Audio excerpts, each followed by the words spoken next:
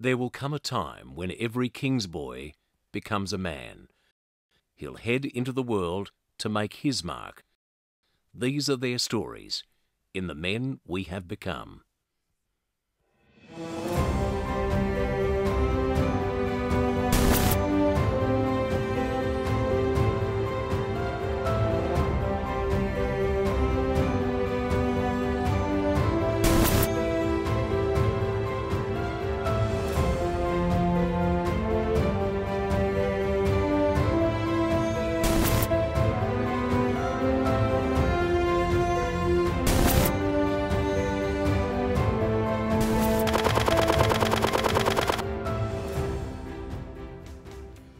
Hello and welcome to a compelling two-part story of a man of great stature in Australia's legal community.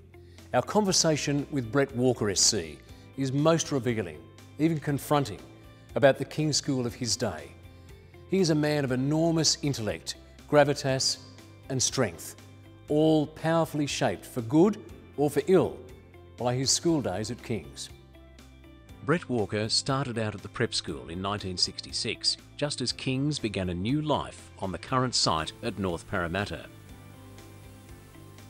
Well, it started in 1966 for me at the prep school, and so it was right on the cusp of the school completing its bulk move from the old site. There were still classmates of mine who lived down at the old school. The new school was very aptly named. It was really new. Landscaping was pretty raw, but it was, I think, by and large, a very good experience to be on a new, large campus with a feeling of starting something rather big. And describe for us Bret Walker at the start of that process and then when you finished your education at King's.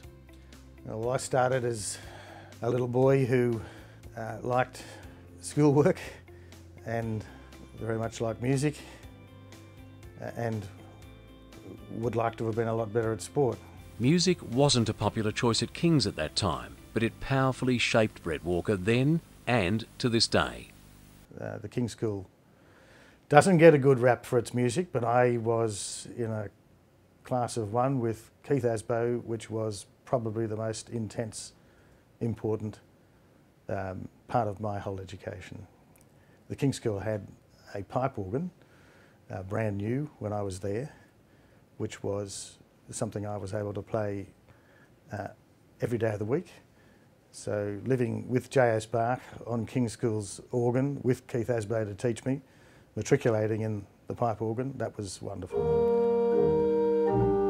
And this is Keith Beau playing a Handel aria, one of the first pieces he taught 12-year-old Bret.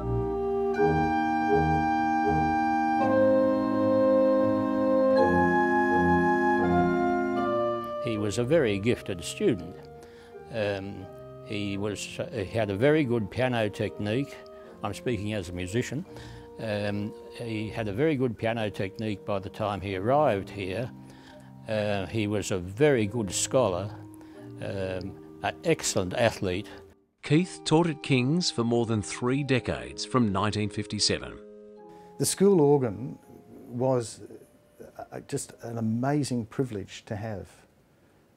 Here I was as a 12-year-old to an 18-year-old, being able to play a beautiful 17th century model organ, brand new, mechanical, with a teacher who was really a brilliant teacher, a thoroughly wonderful man, and I didn't know it, but over those years he gave me my adult grounding in music, and it's stayed with me forever. Keith, can I ask you what you think was the lifetime impact for Bret Walker of learning and playing the organ? Well, I think it was very important, and I think from the point of view of his profession, that of a lawyer, senior counsel, it's a great balance, and he thrived on it. Through his entire school life, Bret Walker amassed a list of awards, accolades and achievements far too long to list in debating, oratory, music, sport, Latin, history, divinity and English. He's most probably the most outstanding student I ever taught. In fact, I'm not sure I taught him anything. Vaulting intellect. Very rare that someone would be both captain of the school and dux of the school. A remarkable human being. I, in all modesty, can't happily agree with accolades like that, as pleasurable as it is for people to repeat them. But Alan Jones played a critical role in taking Bret Walker to great, and for Bret, surprising heights in sport. The sport was the thing that was the biggest difference for me, I think. I was enthusiastic but deeply mediocre as a young boy, and bit by bit, largely because of friends who were enthusiastic, a younger brother who was a real star, and then coaches like Alan Jones, although there probably are no coaches like Alan Jones. He took me from a happy also-ran, someone who would make the relay team, to someone who could win a GPS championship, and that was very special and had a huge effect on me as a 16-year-old, 17-year-old. I saw him play one day in the thirds, 15, on the wing, and he was absolutely no good, he was hopeless. But I then pulled him out and I said, this was when he was in his second last year, and I said, look, I think, I just saw you run there, I think you can run a bit. If you're prepared to trust me, I think you'd win a GPS 400. I nearly fainted. Well, I said, just go home and think about it and tell me what you think, but you'd have to stop playing football because you're no good at it and you're not comfortable with something you're no good at. So he agreed. So we started, I suppose, in June, it would have been, or mid-June. He'd never really run beyond 50 metres, and we started on a program of work, and come the first Saturday in October, whenever it was, he broke the GPS record for 400 metres, and magnificent run. Alan's not a driver. I think he's much misunderstood in that regard. He gives people the technical knowledge, he inspires them or challenges them, but I don't think he's much of a driver, or, to put it another way, if you have to be driven, you're probably not going to be coached by Alan for very long.